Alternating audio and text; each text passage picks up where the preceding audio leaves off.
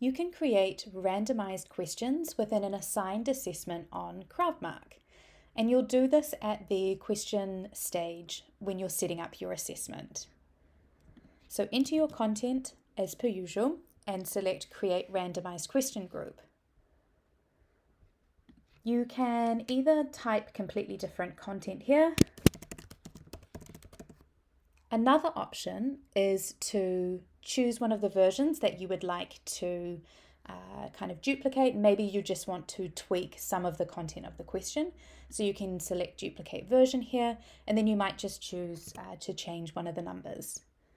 To preview what this looks like, select outside, and that will show you how all of the questions render. Alternatively, you can preview the whole assessment here. What that will do is show you what one student will see.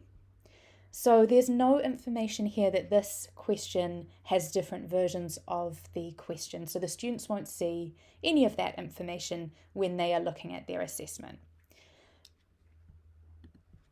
Randomized versions of questions are available for all of the question types within the assigned assessment. So for any image PDF question, written text response questions, and also the multiple choice questions as well. And CrowdMark will randomly assign a version of the question to each of the students when it's distributed.